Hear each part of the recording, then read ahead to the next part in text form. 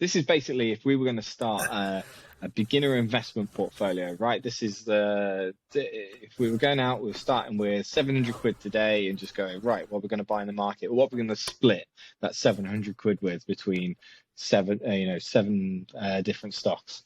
I think I've mostly gone for more obviously known things and then a couple of weird ones. So like Steve, I've tried to mix things up a little bit by market cap size and by what exchange they're listed on. I don't think I've mixed it up quite as much as he has, but here's what I got. So I started with Amazon because I thought it was a fairly obvious choice. They have a fairly obvious looking sort of business model. They're another one where, like Disney from Steve, if you are lazy and just look at a PE ratio, it will look more expensive than it actually is because they've had a big write-down this year, which is bumping down their earnings and bumping up their PE. But what they have is Amazon Prime, which gives them a line into people's homes. It gives them a source of revenue without them having to do anything, and that lets them drive down prices and beat out competition, more or less. And they do that fairly brutally effectively. There's Amazon Web Services, which helps push things along with a much higher margin business than retail. You know what this company does. I suspect that one of the things that impresses me most about it, actually, is kind of anecdotally, a lot of people that hate it can't help but use it. Especially, I found this around Christmas quite a bit. People want to buy stuff. They think, I don't want to go through Amazon because I don't like the disunionized workers and so on. And they end up on Amazon buying it anyway, despite themselves. And I think that's quite a powerful business model. So Amazon's kind of the start of mine. Predictably, at number 2 for me, and these are only in alphabetical order, they're not in order of importance particularly, or at least I think I got them in alphabetical order, is Berkshire Hathaway, which is Warren Buffett's company. It brings in a load of money through insurance and then goes off and invests that money in other places, mostly tries not to lose it, and pretty much tends to outperform other people by just not doing silly things with it. So they have a really well-funded utilities operation, they have a really well-funded railroad, they have a massive stake in Apple, and they have an insurance operation that is one of the better ones around for property casualty in the US. Lots more you could look into with that, but that's a basic overview. Defensively run company that grows steadily and pretty reliably.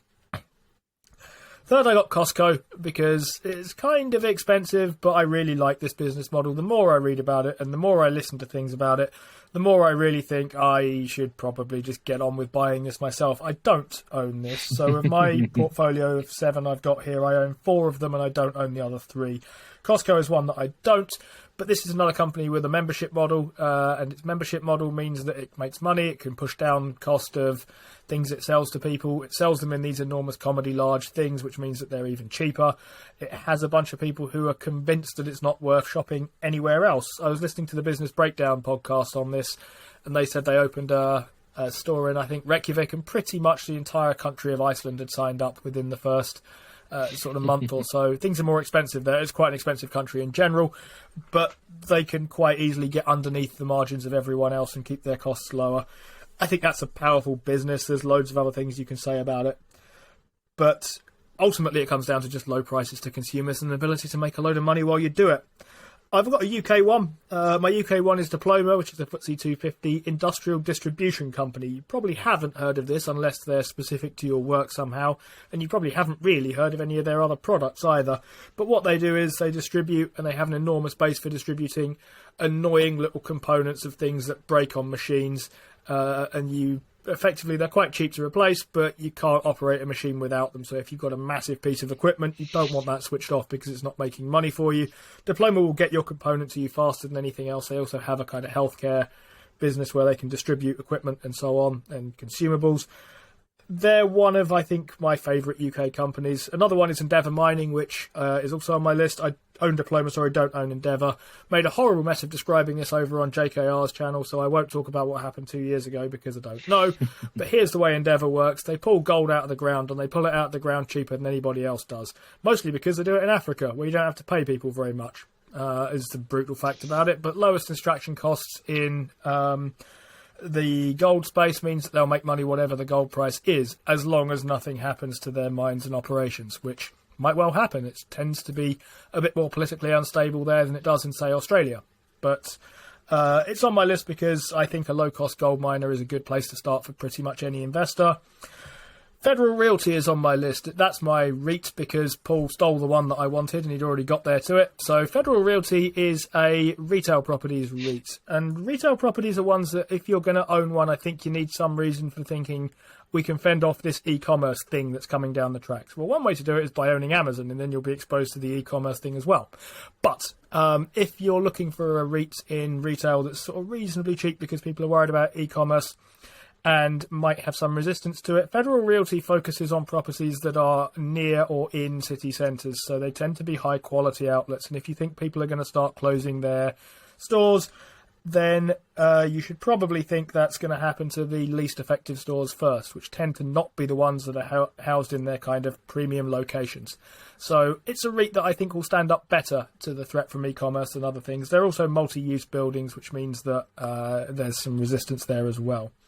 Last on my list is a company called Svenksa Handelsbanken, which is a company that I've not mentioned on this show before. I don't know that we've ever talked about it. I only found out about it recently because the conveyancing firm that I'm using to do my house transaction at the moment instructed me to send some stuff to a bank account with them. But they're a really interesting company. So they're a Swedish-based bank. They're very, very conservatively run, very profitable. They have an interesting model that I will come back to in future weeks. But one way to look at how effective a bank is to see what happened to it in 2008. So basically a big crisis and everyone's loans started defaulting and so on. JP Morgan's loans defaulted at a rate of about 3.5%. Svenksa Handelsbanken reached loan losses of 0.2%. So they're way, way, way, way, way under JP Morgan. I think they're pretty much bulletproof. They're a decentralized organization, which is kind of interesting. They're owned by their employees. They trade at about the right level for a bank. Their market cap is in krona, so I'm not entirely sure how big they are as an organization, but it's about 300 billion krona.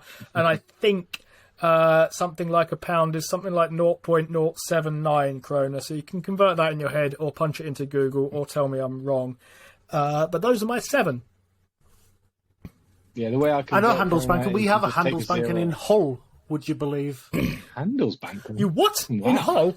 We have a Handelsbanken in Hull, yeah, we do. Oddly. Wow. It's right on the marina as well, where like in the nice part of Hull, but just on Federal Realty as well, Steve. Is that because of you just kept talking. Is that because of the ties with Hull and the oil service over in Scandinavia? Is it because of the ferry ports? I've no idea. Yeah. I've literally no idea. I'm going to say yes. I think that's why it is. I don't know what we have nearby. I know we had a big fishing arm, which may have been something to do with the Scandinavians coming over, maybe stop-offs.